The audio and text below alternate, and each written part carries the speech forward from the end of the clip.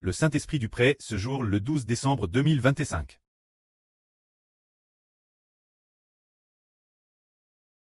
A dit ainsi, Dieu fait passer l'homme par le désespoir. Et fait naître l'espoir du désespoir. Qu'est-ce que cela signifie? Est-ce que Dieu fait exprès de faire vivre le désespoir quelqu'un, pour ensuite faire renaître l'espoir de ce désespoir? C'était l'année dernière que le précleste a dit cela. Alors qui le précleste fait-il vivre le désespoir? Il fait vivre le désespoir au frère Eshbert. Et pendant qu'il traverse ce désespoir, d'où tire-t-il l'espoir? C'est auprès du précleste et du Seigneur qu'il obtient le véritable espoir. Certains frères et sœurs aussi ont peut-être entendu cette phrase. La fin de l'homme est le commencement de Dieu. C'est dire qu'après avoir vécu le désespoir, on a un cœur qui aime pleinement le Seigneur. Et un cœur qui aime totalement le précleste. Tout comme le frère Eshbert dans le passé, pendant PRS de 10 ans, à travers le désespoir de nombreuses reprises. Quel point est-ce d'espère? Au point de ne manger peut-être que 2 ou 3 repas par semaine. Ou 3 ou 4 repas par semaine. Par exemple, je me souviens qu'en 2015 ou 2016, cette poquelle, j'avais TRS faim. J'avais constamment faim, c'est étrange. Avoir faim pendant 10 ans, Eshbert ne comprenait pas non plus. Comment pouvait-il avoir faim pendant 10 ans? Qui a fait vivre ce désespoir au frère Eshbert? C'est le précleste. Une fois, j'avais tellement faim que je n'en pouvais plus. Alors un frère nommé Huang Quitté a dit au Eshbert. À l'époque, le frère Eshbert ne s'appelait pas encore Eshbert. Il a dit, Joe Huayen, frère Huayen, viens manger chez moi. Je suis donc allé manger chez lui.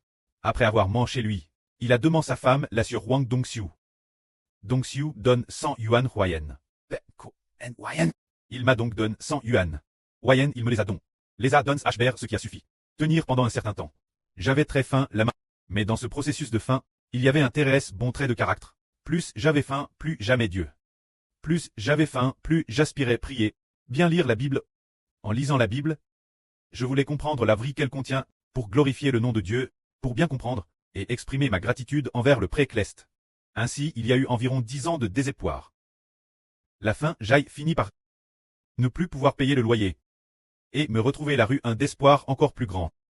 Ah, c'est merveilleux. Devenir le preux de la nation pendant cette errance, c'est si merveilleux. Le jour où j'irai.